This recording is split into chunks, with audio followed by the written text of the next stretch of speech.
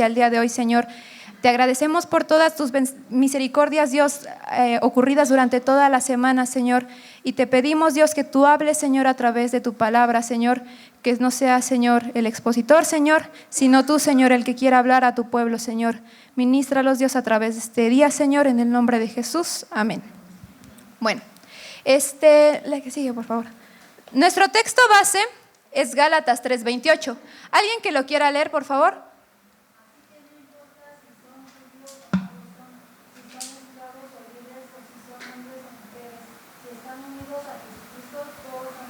Ok, para que se escuche todo, fuerte, vamos a leerlos todos, ¿vale? 1, 2, 3. Así que no importa si son esclavos o libres, o si son hombres o mujeres, si están unidos a Jesucristo, todos son iguales. Muy bien. Y bueno, vamos a dar inicio con la prédica del día de hoy. Me niego a actuar de la manera que los hombres quieren que actúe. Una mujer que no tenga control sobre su cuerpo no puede ser una mujer libre. ¿Cuántas frases similares a estas nos bombardean por todos lados en la actualidad? Es mi cuerpo y yo decido lo que quiero hacer con él. Es que los hombres son los que están mal, ¿no? Y ahí vemos en los carteles, hasta no sabemos las frases de las feministas, ¿no? Y hasta nos burlamos y la culpa no era mía. Ni dónde estaba. Hasta nos burlamos porque hasta nos la sabemos. Pero dice, parece que últimamente el empoderamiento femenino cobra mucha más relevancia en las nuevas generaciones y llena nuestras mentes para darnos ese sentido de liberación que tanto hemos estado buscando.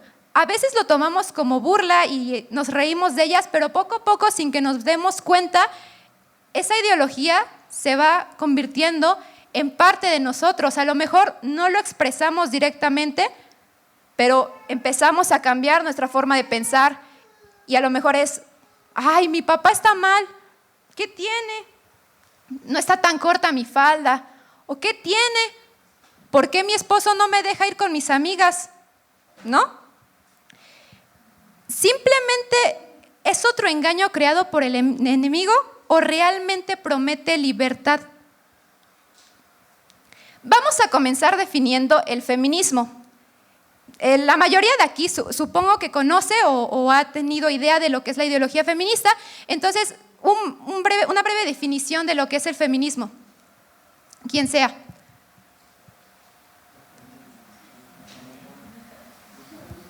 Hermano. Empoderamiento. La búsqueda de libertad. ¿Qué más? Es un movimiento en contra de las reglas. Sí, el deseo de igualdad. Es un deseo de igualdad, ¿no? Y al igual que usted, yo también creía, ¿no? El feminismo, perdón. También busca la equidad de género. También luchan por las no violencias contra la mujer. Creo que es importante. Lo que es algo importante, sí.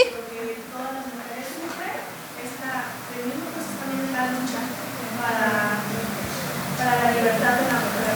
Ok, me parece muy bien. En un inicio estuvo un movimiento social que buscaba defender el derecho de la mujer porque se le reconocía como tal el derecho a votar. Sin embargo, durante los últimos años se busca empoderar a la mujer y ponerla a la par o por encima del hombre. Ok, y igual que ustedes, hermanos, yo también tenía un concepto de lo que era el feminismo, ¿no?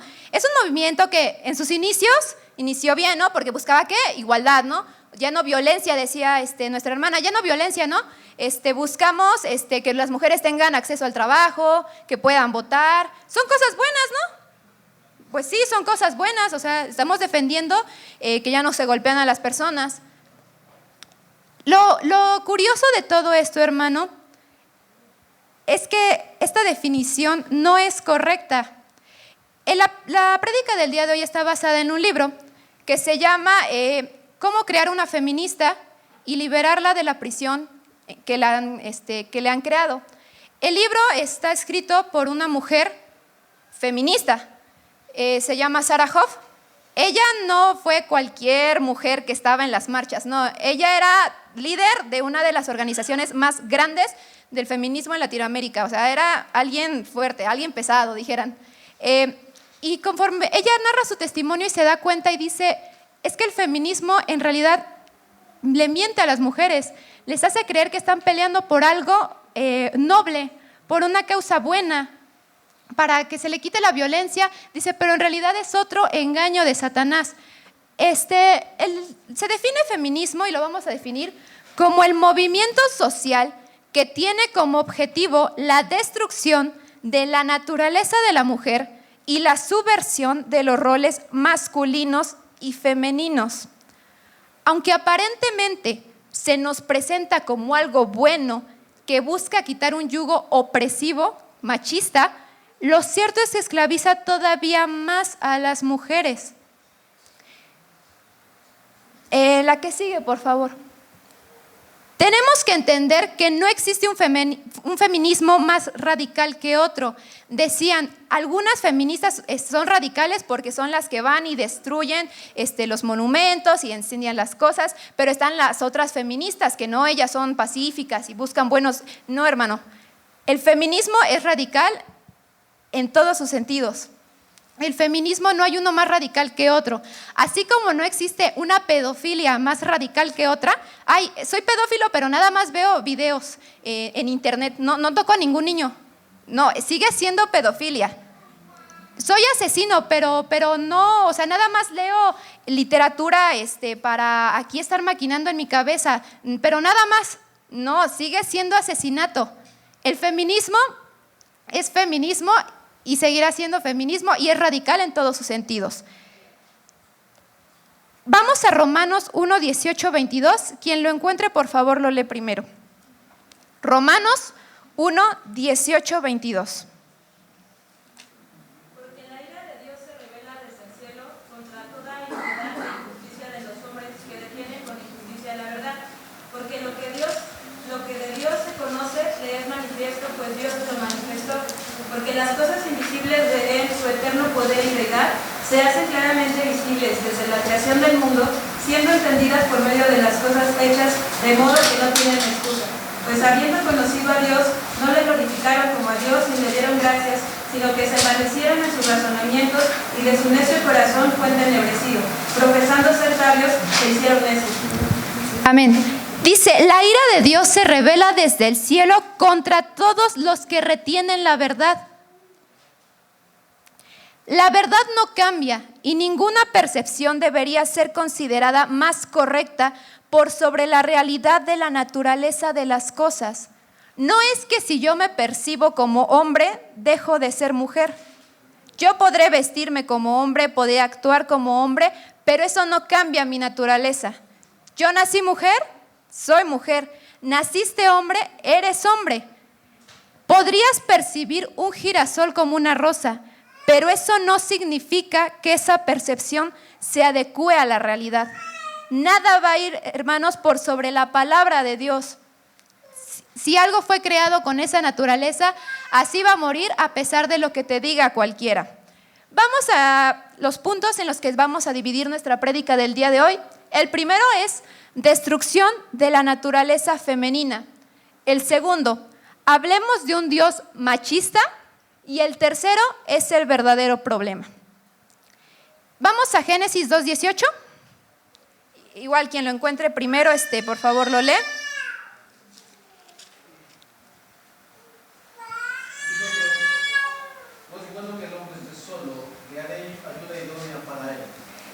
Amén.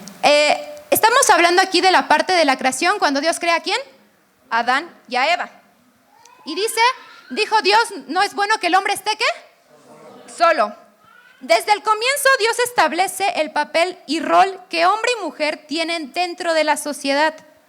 En la actualidad, cumplir este rol denota un sentido de subordinación y esclavitud que debemos quitarnos de encima. Porque yo me preparo, yo estudio 15 años para tener mi sueldo, para ser independiente, para que nadie me mantenga. Y viene un tipo que no estudia, que no ha hecho nada y me quiere venir a mandar a mí a decirme lo que tengo que hacer. ¿no? Porque eso es lo que ya empieza aquí a formular. No, ¿cómo te vas a dejar? ¿Y todos tus estudios? ¿Y todo lo que has hecho? No, ¿cómo? Lo que pasa es que no entendemos el efecto que tiene esta ideología. Y el primer punto en que se subdivide es la igualdad no significa algo justo. Se hizo un estudio allá en Estados Unidos y se hicieron audiciones para un programa de trabajo. En este trabajo había 2 pruebas. La primera prueba era ideológica, intelectual. Tenían hombres y mujeres y cada quien se les dio una serie de pruebas que tenían que contestar y aparentemente todos salieron igual, porque pues cuando utilizas el cerebro yo creo que puedes pasar cualquier ejercicio que te pongan. El problema fue en la segunda prueba, porque era una prueba de esfuerzo físico. Se les pedía que cargaran 500 gramos de cemento. ¿Quién creen que la pasó? Los hombres. Y las mujeres dice que terminaron, algunas hasta desmayadas, de que era demasiado peso y no podían cargarlo. Aparentemente se les dio igualdad. ¿Por qué? Porque trajeron hombres y mujeres. Pero no fue justo, porque no tenían las mismas capacidades físicas. La igualdad, hermano, no es justicia. Hay que entender eso, la igualdad no es justicia. Que se les den las mismas oportunidades de trabajo no significa que por eso todos tengan acceso a ellas. Incluso podemos hablar desde un punto de vista de clases sociales. Todos tenemos oportunidad de estudiar, pero no todos tenemos acceso. ¿Por qué? Porque no tenemos el mismo recurso. Entonces la igualdad no significa justicia, sino que a veces va a, ¿cómo diríamos? Va a beneficiar a un cierto grupo social. A los individuos diferentes no se les puede dar el mismo trato, pero con esto no hablamos de un sentido de inferioridad. Pasamos a la siguiente, por favor. Y vamos a analizar el versículo de Génesis 2:18.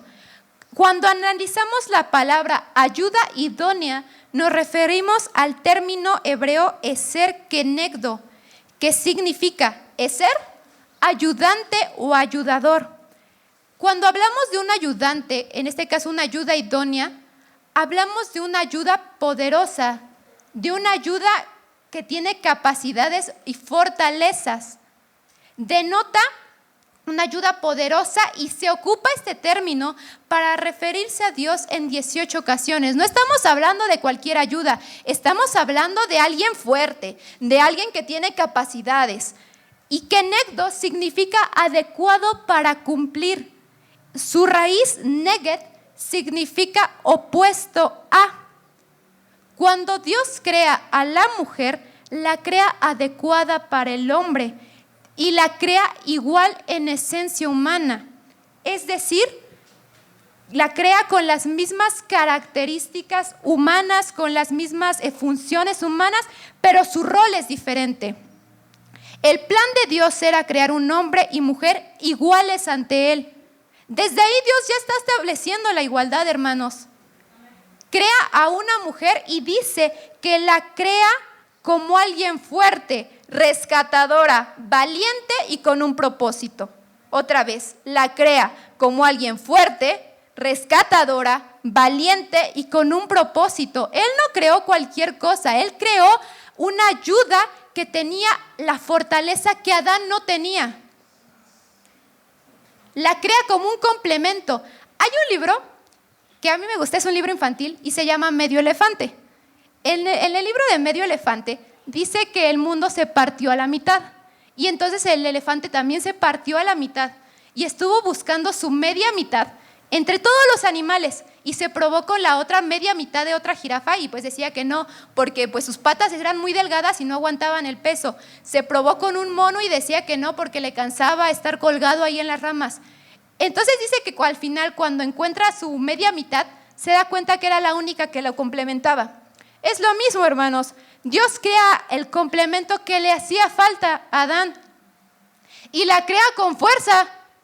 Las mujeres son fuertes en otros ámbitos.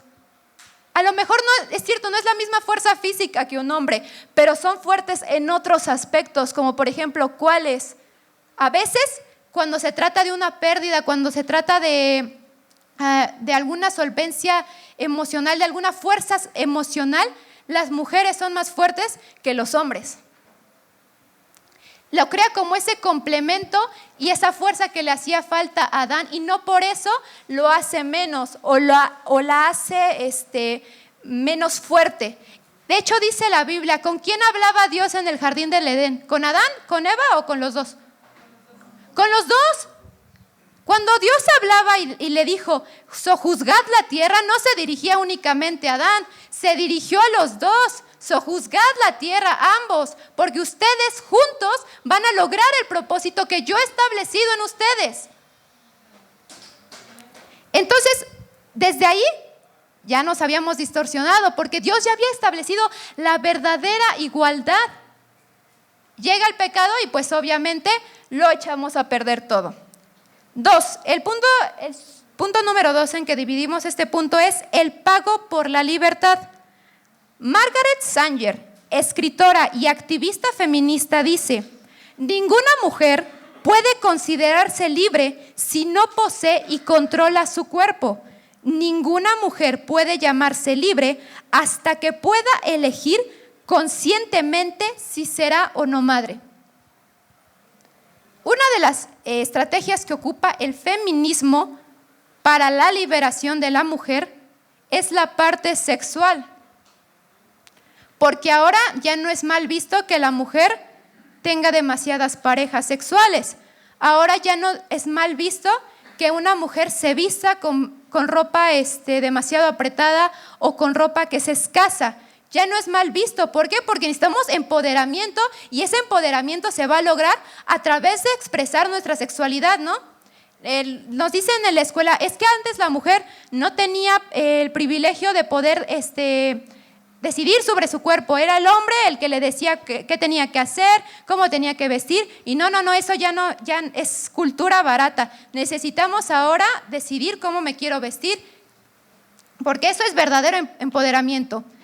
Sin embargo, este comportamiento sexual de la juventud parece haber beneficiado más a los hombres que a las mujeres. Si se dan cuenta, quienes más aprovechan esta parte son los hombres. Veamos las incongruencias en esta forma de pensar. Número 1, enfermedades propias de la sexualidad. Ningún método anticonceptivo, hermanos, es efectivo al 100%. Si usted busca en internet, le dice que son los preservativos los que evitan embarazos y enfermedades de transmisión sexual, pero incluso ahí mismo dice que es el 99.9%, o sea, con un 1%, o sea, no es efectivo en su 100%. Y el problema con eso, hermanos, es que muchas veces ese tipo de recursos que se les dan, incluso ya están perjudicados por los mismos médicos. O sea, ni siquiera son tan seguros como ellos los garantizan. En la actualidad hay más de 20 millones de casos nuevos de enfermedades de transmisión sexual y 1.2 millones de personas viven con VIH. Eso es lo que ha dejado el expresar tu libertad a través de la sexualidad. Que tengas o una enfermedad o que tengas un embarazo. 2, la exposición de los hijos. Han aumentado los hogares monoparentales, es decir, un solo padre, sea papá o mamá. Y lamentablemente la mayoría de casos son mujeres las que se responsabilizan de cuidar solas a sus hijos. Antes teníamos la seguridad de que el hombre por lo menos iba a hacer cargo, ¿no? De los hijos que salieran de ese hogar. Ahora no.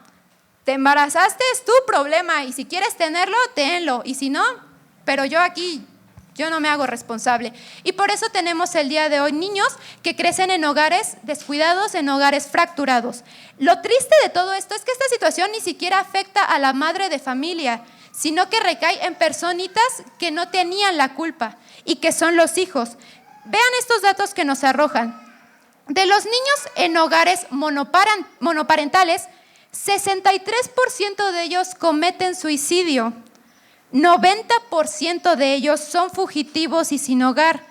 85% de ellos muestran trastornos del comportamiento. 80% de ellos son violadores con ira desplazada. 75% son adolescentes internados por abuso de sustancias químicas. Y 85% de ellos son jóvenes en prisión. Porque lo que dice el feminismo es, tú sal y logra tus metas. Tú prepárate y haz, y estudia, y pon una empresa, y haz esto y haz lo otro, y sus hijos se quedan en la casa. Y se les deja con lo que decía el pastor, con un teléfono. Y el teléfono, hermanos, puede enseñarle lo que sea a sus hijos. Desde caricaturas hasta un video con pornografía. Eso es lo que se les deja a los niños de la actualidad. Sin supervisión. Ay, no importa, tú quédate aquí, no me estés molestando porque yo voy a salir a lograr mis metas y mientras tanto el mundo se está comiendo a nuestros niños. Se los está comiendo y les están metiendo ideas aquí porque ya no hay nadie que se responsabilice de su crianza. En las mismas escuelas se les está metiendo ideología. Porque le voy a decir algo, hermanos, a las feministas no les interesa que los niños se preparen intelectualmente. No les sirve.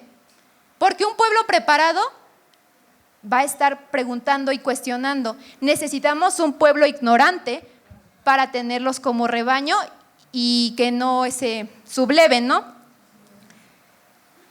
El 3, una libertad agotadora y absorbente. Las mujeres tienen más probabilidad de sentirse cansadas que los hombres. Alrededor de un 15.3% de las mujeres reportan que llegan agotadas a casa, porque ahora no solamente se les pide que se dediquen a su hogar, que laven, que cuiden a los hijos, no, ahora se les está pidiendo que se preparen. Y obviamente eso ha de ser muy desgastante. Yo veo a mi mamá que se encarga de cuidar el hogar y yo la veo que siempre está lavando, siempre está cocinando. Y yo, no, hermanos, o sea, Dios bendiga a las mamás porque la verdad es un cansancio. Y aparte, les estás pidiendo que se preparen. Llegan cansadísimas. Pero esto es una estrategia porque el cansancio ya no te permite entonces leer la Biblia. Ya no te permite tener una comunión con Dios y poco a poco te vas enfriando y ahí es donde entras y dicen, mira esto se ve atractivo, esto se ve bueno para ti. El punto número 4, el deseo de una maternidad que no llega. 43% de mujeres con licenciatura se tienen que someter a tratamientos de fertilidad. Y si usted es curioso, hermano, e investiga a través de la red, un tratamiento de fertilidad aquí en México cuesta alrededor de 200,000 pesos. Y si quieres a un médico especialista, todavía más. ¿Por qué? Porque ahora ya sobrepasan el reloj biológico. Primero nos preparamos, nos capacitamos y ya cuando quiero ser mamá, error, ya no puedo porque ya soy demasiado grande. Porque ya mi cuerpo mismo ya no puede procrear vida. Y entonces ahora sí le meto un montón de dinero cuando pude habérmelo ahorrado si hubiera seguido el camino que Dios manda. Hermana soltera, si ahorita estás estudiando, te dedicas a estudiar. Porque ese es el problema. Estamos solteros y estamos buscando a ver a quién agarro, porque si no me voy a quedar sola. Y ya cuando están casados, ahora sí me voy a poner a estudiar. No, hermano. Dios dice, la Biblia dice, todo tiene su tiempo. Si ahorita eres soltero, eres joven, dedícate a estudiar, a prepararte. Ahora es el momento donde agarras y te metes en los cursos, en todos los cursos que quieras, aprendes los idiomas que quieras, te metes a la carrera. Ahorita es cuando tienes que estudiar para que cuando ya te cases, ya te dediques a tu labor en la casa. Y no estás cambiando de tiempos. Y no es que, ay, ya que estoy casada y que tengo hijos, ahora sí me quiero preparar.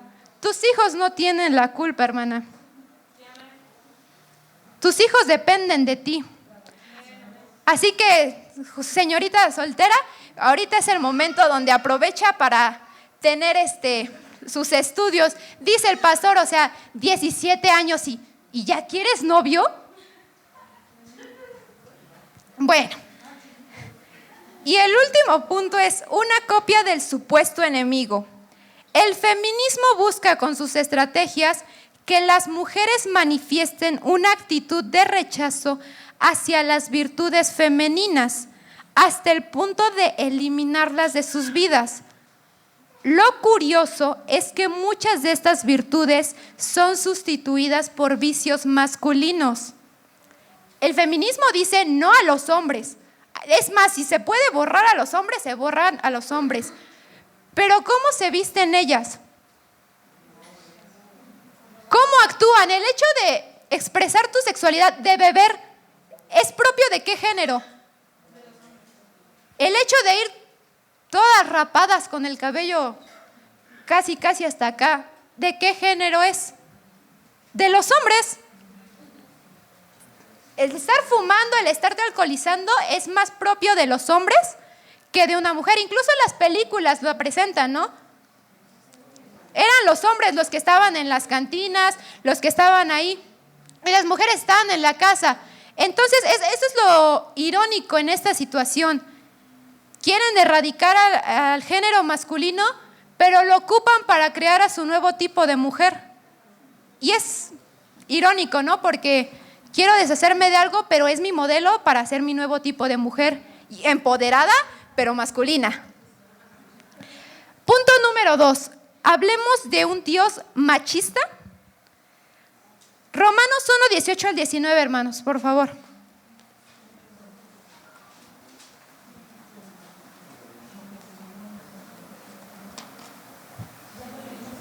Sí, por favor, nada más esa parte, 1, 18 y 19. Porque la ira de Dios se revela desde el cielo contra toda impiedad e injusticia de los hombres que detienen con injusticia la verdad. Porque lo que de Dios se conoce le es manifiesto, pues Dios se lo manifestó. Ok, dice la ira de Dios se revela desde el cielo contra quienes retienen injustamente la verdad. Mary Daly, joven feminista, plantea: el Dios cristiano, tradicionalmente conocido y venerado por su imagen masculina, acabará por perpetuar la desigualdad entre hombres y mujeres. Lo que esta mujer plantea es, bueno, si Dios es varón, entonces el varón es Dios. Y entonces ahí ya hay un problema, porque entonces el varón ya puede ejercer ese poder y esa opresión contra la mujer. Por lo tanto, no nos sirve un Dios masculino, no nos sirve un Dios hombre. También fuera el cristianismo, porque el cristianismo es una religión machista y misógina. Vamos a ver si es cierto. El feminismo escupe y aborrece la figura de Dios. Lo que olvidan es que fue el mismo cristianismo el que trajo más ayuda a sus mujeres que la parte secular. ¿Le gusta la historia, hermano? Sí. Parte de estudiar, hermanos, a veces es conocer la historia. Porque le digo algo, la historia nos permite ver el pasado. Por eso es que a veces estamos como estamos, hermanos, porque ni siquiera sabemos de dónde venimos.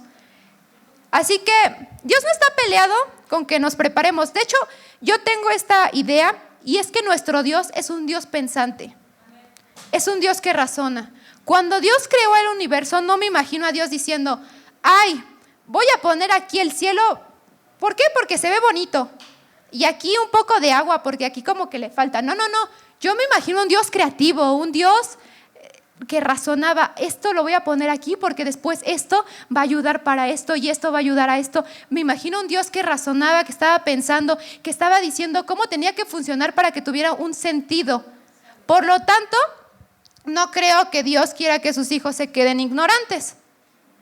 Y aunque a lo mejor estamos hablando de historia secular, también nos sirve para defender la parte del cristianismo. Entonces, en Grecia, la mujer ni siquiera era considerada un individuo político. Nosotros vemos las películas de la Mujer Maravilla, ¿no? Se ve súper fuerte, iba a pelear ahí y ella es la que dirige a los hombres y la que acaba con el mal. Lo triste, hermanos, es que la verdad esas mujeres no existían. Aristóteles dice, de diversa manera manda el libre al esclavo, el varón a la mujer y el hombre al niño. La mujer era la esclava del hombre en Grecia. Marcos Alvito escribe que las mujeres espartanas eran aún menos importantes en el cuerpo social y vida familiar ateniense.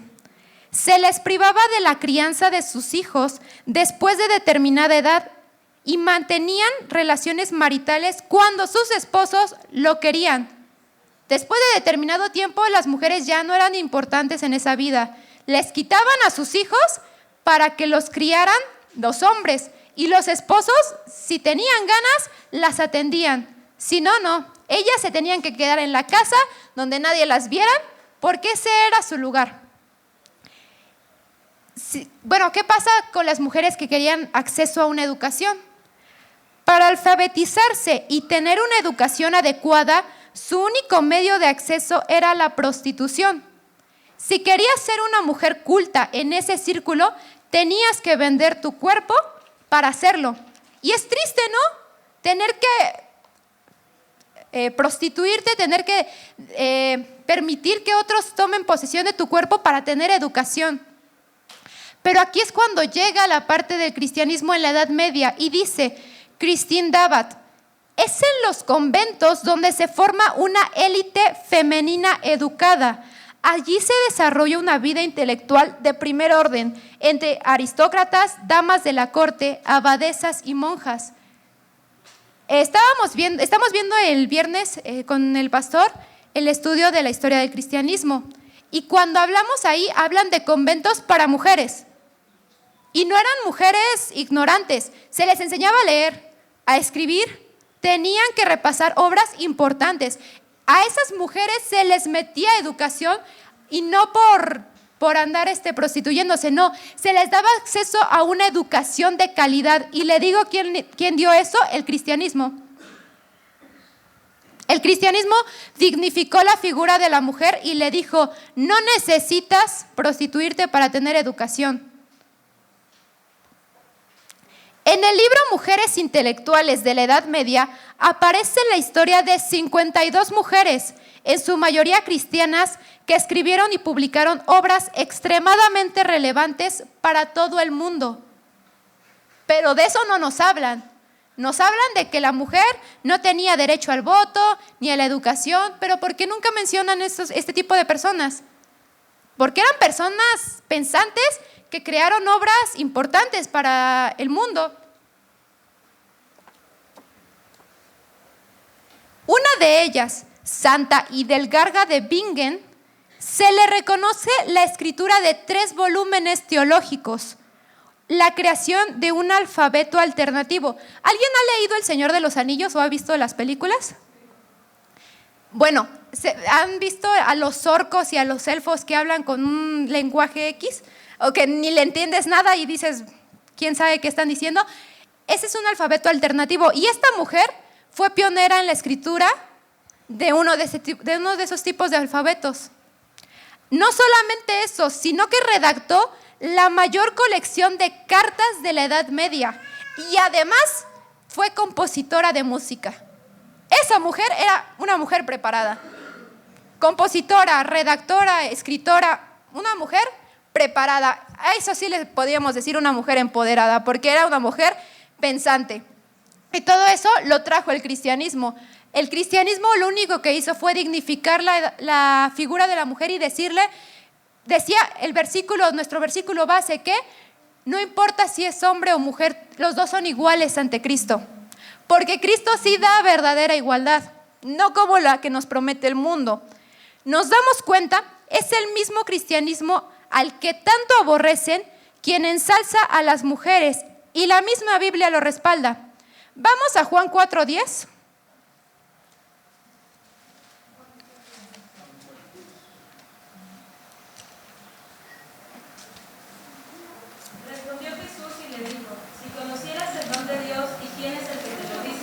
dame de beber, tú le pedirías y él te daría agua viva. En ese mismo capítulo, el versículo 26, por favor.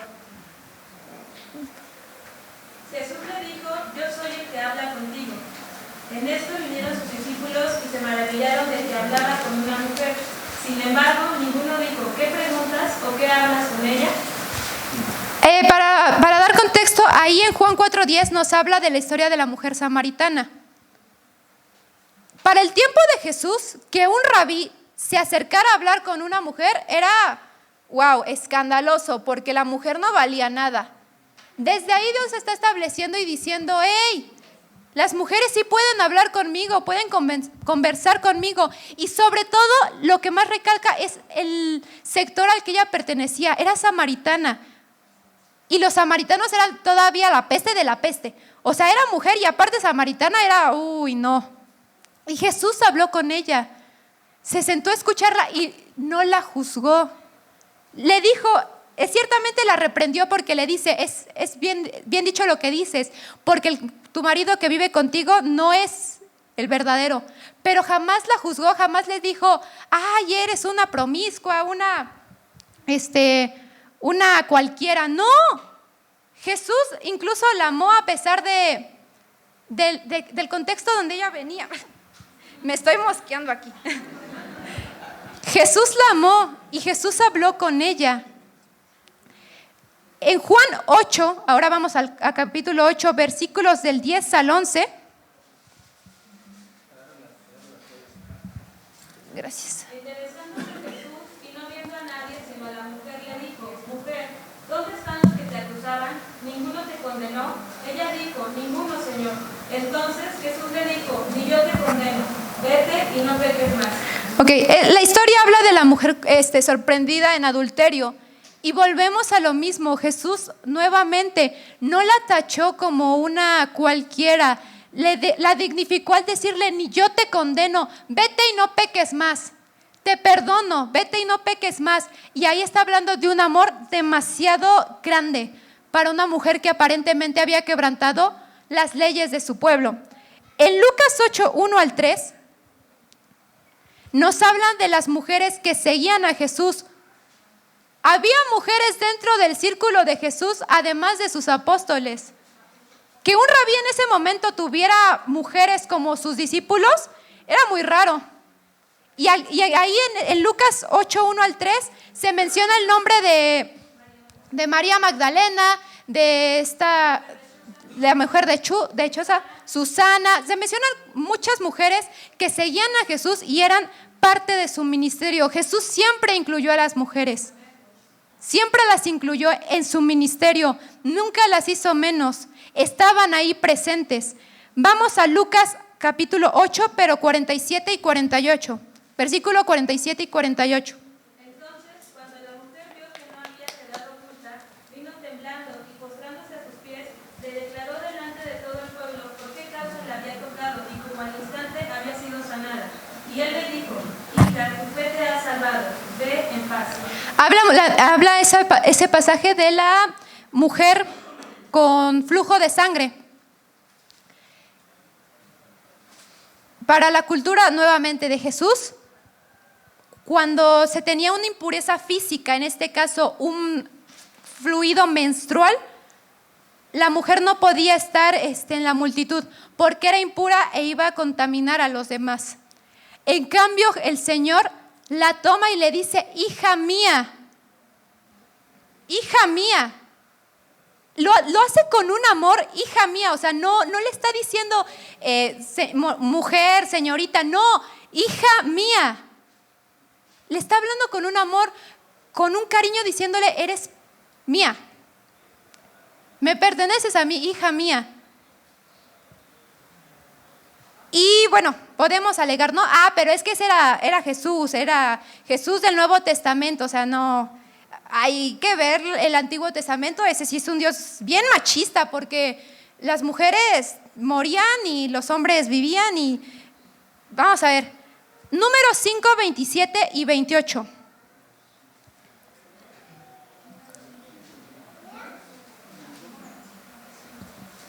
Números 5, 27 y 28. Le dará pues a beber las aguas, y si fuere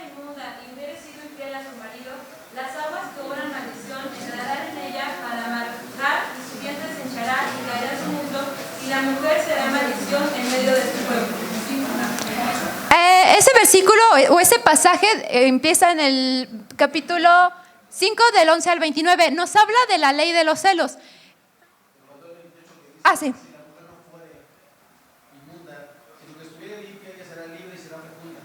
Exactamente. En la ley de los celos decía, si un hombre de repente dice, es que siento que mi esposa me fue infiel, llegaba con el sacerdote y hacían como un pequeño ahí menjurje y se lo daban a tomar a la mujer.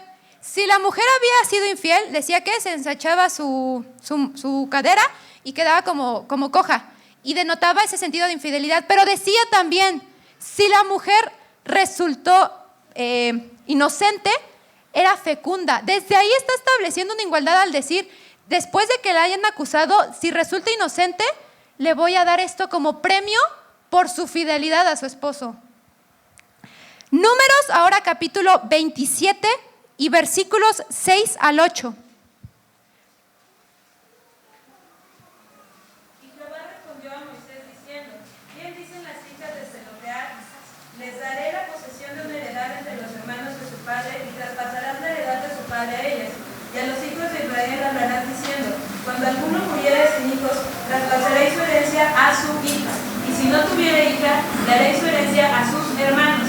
Y si no tuviera hermanos, daréis la herencia a los hermanos de su padre. Nos habla de la historia de 7 mujeres. 7 mujeres, las hijas de Zelofehad. Resulta que su padre había muerto y decían las leyes, bueno, cuando muera el titular de alguna propiedad se le va a traspasar a su hijo. Llegan estas mujeres y les dicen, nuestro padre no tuvo hijos, tuvo únicamente, 5 hijas. ¿Qué va a pasar ahí? ¿Por qué el nombre de nuestro padre tiene que perderse porque nosotras somos mujeres? Y dice Dios, bien dicen estas mujeres, por lo tanto establece, si un hombre muere y deja como propietaria a sus hijas se les va a quedar ese territorio. Desde ahí está estableciendo también la propiedad para una mujer. No le está haciendo menos, le está diciendo, si tiene una hija, se le va a quedar a ella. Y no sé ustedes, hermanos, pero si tú eres hijo primogénito, deberías estar bendecido porque Dios exalta a los primogénitos e incluso a ellos se les daba la mejor parte de la herencia. Si eres primogénito y eres mujer, deberías sentirte bendecido porque Dios te ve como un igual. En Deuteronomio 22, 16 al 19, Deuteronomio capítulo 22, 16 y 19.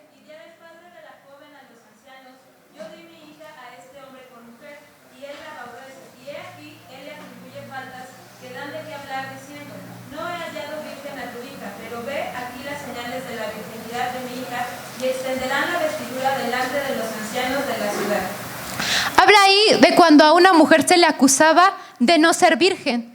Decía el esposo, si el esposo dice, yo así como que después la aborrecía porque a lo mejor había encontrado otra mujer o porque simplemente ya no lo satisfacía y quería perjudicar el nombre de la joven, decía, el padre va a traer las pruebas de decir, aquí está la virginidad de mi hija, y todo el pueblo lo va a castigar, pero aparte, él se tiene que quedar con ella y no la puede despedir de su casa, es decir, no se puede divorciar de ella. Desde ahí estaba dignificando la virtud que era la parte de llegar virgen al matrimonio. Estaba dignificando la imagen de la señorita al decirle, no estés difamando su nombre, porque es virgen. La estaba protegiendo de la difamación. Y en Deuteronomio 22, ahora versículo 25 y 27. Mas si un hombre hallare en el campo a la joven desposada y la forzare a aquel hombre, acostándose con ella, morirá solamente el hombre que se acostó con ella. Mas a la joven no le harás nada, no hay en ella culpa de muerte, pues como cuando alguno se levanta contra su prójimo y le quita la vida, así es en este caso. Desde aquí se está estableciendo lo que tenía que pasar en un acto de violación. Se va a morir el perpetrador, porque dice, la mujer buscó ayuda y nadie pudo ayudarla, por lo tanto vas a matar al hombre que cometió esta falta. ¿Se dan cuenta, hermanos? Desde un inicio Dios estableció que la violación era pena de muerte. Y fue el mismo gobierno quien ahora lo quita y ahora dice, no, hay que tenerle piedad a los violadores porque abrazos no balazos, ¿no? No, dice Dios, no. Un acto de violación es pena de muerte porque va contra un prójimo, porque va contra mi creación. Cuando violan a una persona, están cometiendo un acto contra la creación de Dios y también con la imagen de Dios, porque dice que Dios creó al hombre a su imagen y semejanza. Entonces, si tú cometes un acto de esa magnitud contra alguien, estás siendo contra la misma imagen de Dios, porque ahí está el sello, ahí está la esencia de Dios. Eso es lo grave del caso de violación. Las pruebas están ahí, pero las feministas han decidido ignorarlas deliberadamente. Dios siempre estableció la igualdad, incluso protegía a las mujeres desde un inicio contra este tipo de actos, pero simplemente lo han decidido meter en una cajita y esconderlo. Y mientras el pueblo cristiano siga sin leer la Biblia, siga sin prepararse, pues obviamente no vamos a seguir creyendo esas mentiras. El punto número 3, el verdadero problema. Después de estar analizando la ideología feminista frente a la verdad de Dios, pareciera que las mentiras deberían de ser vistas por obviedad. Entonces, ¿por qué continúa engañando a demasiadas jovencitas en la actualidad? ¿Por qué si el feminismo es tan malo, sigue siendo tan atractivo para las jóvenes de hoy en día? Y en el libro nos dice que la verdad es que el feminismo ocupa problemas reales para respaldar su movimiento. Y dos de los más utilizados son la violación y el asesinato. En las noticias es sonado a cada rato casos de violación y asesinato contra las mujeres. Y son hechos ciertos. Es algo triste que lamentablemente pasa en la actualidad. Y las feministas ocupan este tipo de problemas para su movimiento. Lo que olvidan estas señoritas es que en realidad no ofrecen respuesta para los mismos. ¿Cómo desnudarte o llevar carteles ayuda a una mujer en vulnerabilidad? Si verdaderamente les preocuparan las mujeres que son golpeadas en sus casas, las mujeres que son violentadas, que son violadas, harían algo por ellas.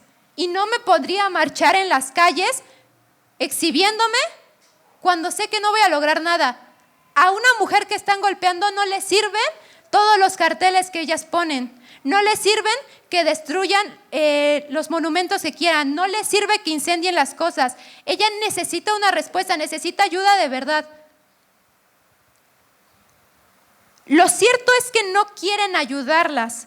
Las feministas necesitan de estos problemas para mantener en pie su organización demoníaca, porque una vez que se solucionen, ya no tendrían algo por lo que pelear. Si no existiera la violación y el asesinato, no podrían respaldar o defender lo que hacen. Porque dicen, nosotras vamos e incendiamos las cosas por las mujeres que están siendo lastimadas.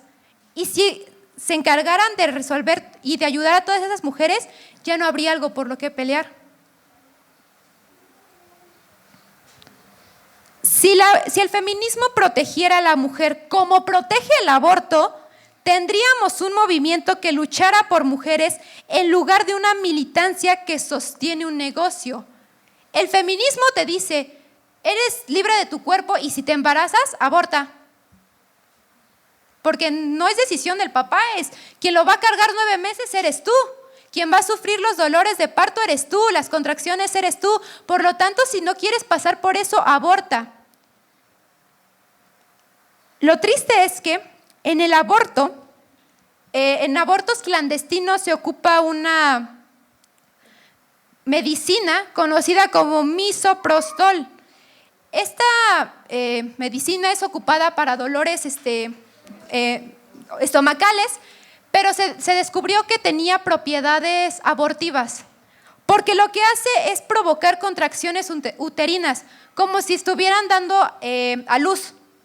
expande el útero y lo que hace es que se dilata y provoca la muerte del bebé. El problema es que el 75% de las mujeres que ocupan esta droga mueren propio del embarazo, porque como a veces se quedan tejidos del bebé dentro de la mamá, se van pudriendo y la van matando. Eso no te lo dicen. Eso no te lo dicen. Te dicen, tú mata a tu hijo si quieres, pero no te dicen que también a ti te puede pasar algo. Bueno, ya legalizamos el aborto para que sea seguro y para que ya no mueran. Lo triste es que también siguen habiendo muertes por abortos en clínicas. Alrededor de un 5% de mujeres todavía siguen muriendo por practicarse abortos aparentemente ya legalizados. En el libro, la autora relata que ella se sometió a un aborto clandestino obviamente, y que decía que ella se puso súper mal al punto de que ya se estaba muriendo. Y llamó a sus amigas del movimiento feminista y les dijo, ¿sabes qué? O sea, me estoy muriendo, me estoy desangrando, necesito que vengas y vayas por mí y me dejes en el hospital. Sí, te vamos a dejar ahí, no te preocupes, ahorita llegamos. Dice que ninguna llegó por ella. Ninguna llegó por ella.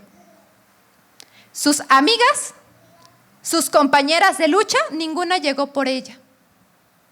La dejaron ahí y dice que pudo haber muerto de no ser porque un vecino católico la llevó al hospital. Es triste, hermanos, porque muchas veces los casos de violación nos dicen, eran señoritas que las invitaron unas amigas a la fiesta, ¿no? ¿Dónde estaban esas amigas? ¿Por qué nos la llevaron a su casa? ¿Por qué no le llamaron a sus padres para que fueran por ellas? Ahí hay que preguntarnos, ¿verdaderamente eran amigas? Es triste, pero es cierto. Si no podemos verlo, es porque han creado de nosotros seres ignorantes. Olavo Carvalho define: la mayoría cree que sus opiniones son libres por el simple hecho de no saber dónde proceden. El idiota útil es demasiado estúpido para saber que es útil y que lo usan. Imagina que juzga desde las alturas de una autonomía y pensamiento superior cuando repite los clichés más vulgares y gastados. Lo único que hace este movimiento es lavarle el cerebro a las señoritas y decirles, eres empoderada, pero en realidad son simples marionetas. Ahí dice, son idiotas útiles, porque lo curioso es que si le preguntas a muchas jovencitas de hoy en día que se declaran feministas, ¿de dónde viene tu ideología? No sé. No saben. Ni siquiera se toman el tiempo de investigar el porqué del surgimiento del movimiento feminista. Para poder respaldar una teoría, una forma de pensar, necesitas primero conocer lo que estás defendiendo. Y muchas de estas mujeres ni siquiera saben por lo que están luchando, porque ni siquiera se han tomado el tiempo de leer por lo menos los manuscritos que les ponen sus mayores. Por eso dice que son idiotas útiles, porque nada más repiten, pero ni siquiera saben por qué. Dice ahí que cuando un niño aprende a hablar, lo hace a través de la repetición. Por ejemplo, escucha que a mamá le dicen mamá, a papá le dicen papá, y entonces a partir de eso, esa persona que está aquí se llama papá y mamá. Bueno, aprende a través de repetir. A veces somos parecidos a los niños, hermanos. Nada más repetimos las cosas que nos dicen. Repetimos lo que dice el pastor y a veces ni siquiera sabemos si está bien lo que dice. Repetimos lo que dijo un líder de la iglesia cuando ni siquiera sabemos si es así las cosas. ¿Qué decía de los de Berea? ¿Qué decía de los de Berea? Serás Pablo, serás quien tú quieras, pero si eso no lo dijo Cristo, es mentira. Así seas Pablo, así seas quien seas, es mentira, porque ellos se preparaban, ellos leían la palabra de Dios porque no querían ser alguien ignorantes. Entonces, Cuando nosotros nos preparemos, cuando nosotros leamos la Biblia y de verdad tengamos una comunión con Dios, dejaremos de ser seres ignorantes. Y como conclusión, ahora, si Dios es la respuesta, porque ya vimos que el feminismo no lo es, ¿por qué no hace nada para evitar la violación y asesinato de mujeres inocentes? Bueno, ya me dijiste que mi movimiento no funciona. ¿Por qué tu Dios no hace nada? ¿Por qué si tu Dios es tan bueno? ¿Por qué si tu Dios es amor y Él creó al ser humano y a la mujer y al hombre iguales ante Él? ¿Por qué tu Dios permite que maten a estas señoritas? ¿Por qué permite una violación a niñas, a niños? ¿Por qué? Norman Geisler nos arroja una luz a esta pregunta. Es un libro que también es muy bueno, hermano, y que se llama Si Dios existe, ¿por qué el mal? En el libro dice, el pecado es la ausencia de Dios. Porque ahí dice, bueno, es que entonces Dios creó el pecado y entonces por lo tanto Dios creó la violación y el asesinato. Y dice, no nos confundamos. ¿Existe la oscuridad? No, hermanos, como crea. No, hermano. La oscuridad no existe. La oscuridad simplemente es ausencia de luz. Si yo apagara, por ejemplo, ahorita todos los focos o se metiera el sol, simplemente es que se escondió la luz y por lo tanto ya existe oscuridad. ¿Existe el frío? El frío es ausencia de calor. Entonces, ¿existe el mal? Simplemente el mal es la ausencia de Dios. Cuando el hombre decide rebelarse y darle la espalda a Dios, ahí es cuando aparece el mal. Y ahí es cuando aparecen muchos de los problemas de la actualidad, incluidos violación y asesinato. Cuando el ser humano decide sacar al Creador, obviamente empiezan los problemas. Algunos males, como el maltrato conyugal, son consecuencia de la toma de malas decisiones. ¿Cuántas veces el pastor nos ha dicho, señoritas, tengan cuidado con quién se ponen de novios? Ay, es que está guapo, es que tiene dinero, es que va a una universidad prestigiosa y bueno, ¿por qué no? Y ya después resulta que el marido la golpea, que la trata mal. Por eso dice, no te unas en yugo desigual, jovencita. No digo que todos los cristianos en una iglesia realmente lo sean, pero si el hijo cristiano que se supone que debería seguir el ejemplo de Dios resulta ser un barbaján, ¿cómo crees que se comporte el hijo del mundo? Dice, algunos males como el maltrato conyugal son consecuencia de la toma de malas decisiones. A veces tú misma te metes en los problemas. Te dan consejo tus padres, no te cases con ese joven, no te pongas de novia con ese joven. Y ahí va la señorita. No, sí, porque el amor todo lo cambia. Acabamos de representar una obra en la escuela que se llama Hay Rosario, hay Sabines. Y uno de esos, hay un papel que se llama señorita. Y me da mucha risa porque en el papel de señorita la mujer dice, ¿qué importa la pobreza? Nos vamos a amar por siempre. ¿Y qué importa si es borracho? Yo le quitaré el vicio. ¿Y qué importa si es mujeriego? Yo me voy a mantener siempre tan atractiva, tan buena cocinera, tan excelente madre y siempre atenta a sus necesidades, que va a cambiar como premio a mis méritos. Y aunque parece irrisorio, esa es la triste realidad de muchas mujeres. De verdad piensan que van a cambiar al hombre y si Dios no hace un milagro, hermanas, no creo que el amor lo cambie, pero bueno.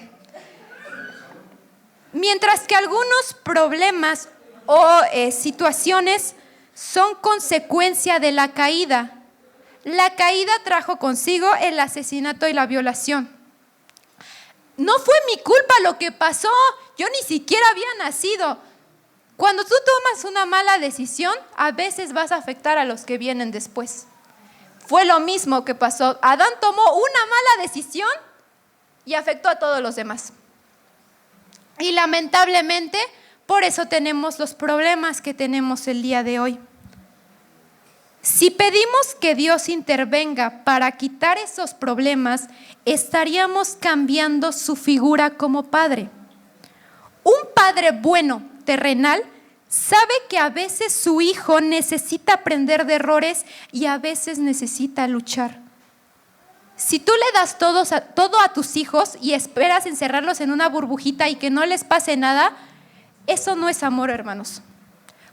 Porque cuando tú faltes, se van a topar contra pared y el mundo de afuera es cruel a más no poder. Entonces, si tú piensas que dándole todo a tus hijos los amas, déjame decirte que así no es. A veces tus hijos van a necesitar rasparse, van a necesitar dolor para aprender. ¿Cómo aprendo que, por ejemplo, si meto los dedos ahí, me va a dar un cortocircuito? A través del dolor. Si yo no sintiera, por ejemplo, un dolor estomacal, no sabría que, por ejemplo, puedo tener alguna infección. Si un enfermo con cáncer no tuviera síntomas dolorosos, no le podrían detectar la enfermedad. El dolor te ayuda a veces para mantenerte con vida. El dolor a veces te ayuda para hacer aprender. Y duele muchísimo. ¿Y a mí me gusta sentir dolor? No, claro que no. A nadie le gusta experimentar dolor. Pero a veces el dolor es parte necesaria para que podamos aprender. Es a través de esta lucha que se manifiesta el poder del Señor para rescatar esas almas fracturadas. Dios no está diciendo que no duela pasar una violación, hermanos. No digo que ha de ser una experiencia fácil, claro que no, de hecho debe ser algo muy traumático y le pedimos a Dios por fortaleza por todas esas mujeres que pasan por ese tipo de situaciones. No digo que sea algo sencillo, no digo que se solucione a la luz de la mañana y que digas, bueno, ya Dios lo soluciona, no, ya, sigue adelante. No, debe ser algo muy fuerte, sí. Debe ser muy fuerte perder a un familiar víctima de la violencia, sí. Pero Dios te dice, incluso en medio de ese dolor, ahí estoy yo. A través del dolor se producen resultados buenos. Vamos a leer la última cita, que es 2 Corintios 4:17. Las dificultades que tenemos son pequeñas y no van a durar siempre. Lo que estás sintiendo en este momento no va a ser eterno siempre.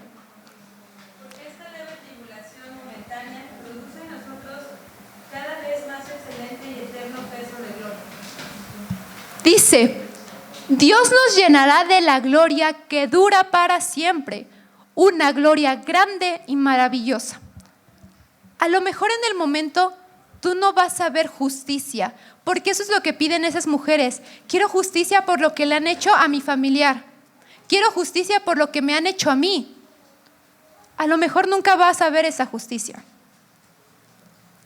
A lo mejor nunca te va a tocar que la ley se ponga contra esas personas.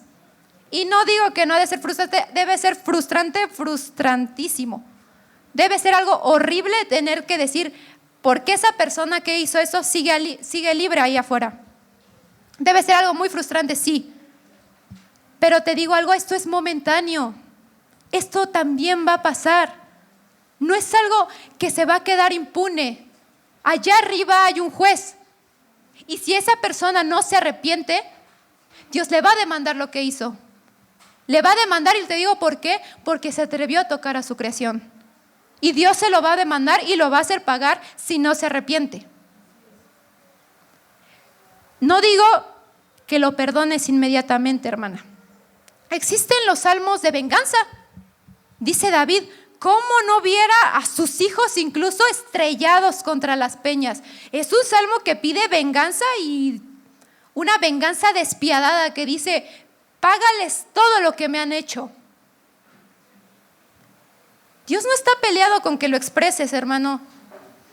Dios no está peleado con que digas: me gustaría verlo muerto. Porque por eso está en la Biblia. Pero también en la Biblia está: ama a tus enemigos y bendice a los que te maldicen. ¿Es sencillo? No. Lleva tiempo. Y también lleva una comunión con Dios. Conforme tú te vas acercando a Dios, conforme tú vas teniendo esa experiencia con Él, puedes llegar al punto de perdonar incluso ese tipo de situaciones. Puedes llegar incluso al punto de decir: está bien, te perdono. Porque te digo algo, un hombre en una cruz exclamó una vez: Padre, perdónalos porque no saben lo que hacen. Eso es amor, y eso es valentía, más de lo que te pueden decir las feministas. Se necesita mucho coraje y mucha valentía para perdonar a alguien que te ha lastimado. Es más valiente perdonar a alguien que te ha hecho daño que pedir justicia. Pero eso lo va dando Dios poco a poco. No es algo de la noche a la mañana, y necesitas pasar por un camino de sufrimiento, a veces de dolor, pero que va a tener una salida al final. Y es que todo ese dolor que has padecido en la tierra va a dejar de existir cuando llegues al cielo. Esa es la esperanza gloriosa, que algún día ya no vamos a sentir dolor en esta tierra, que algún día todo lo que nos han hecho, Dios lo va a solucionar, Dios lo va a vengar. Pero también que Dios nos da ese descanso a nuestras almas, ese descanso de decir: está bien, tuya es la venganza, pero incluso si no quieres hacerlo, yo confío en ti, yo sé que esto es bueno porque tú quieres algo bueno para mí. Vamos a tocar un pequeño canto el día de hoy, que habla justo de este tipo de situaciones, hermanos.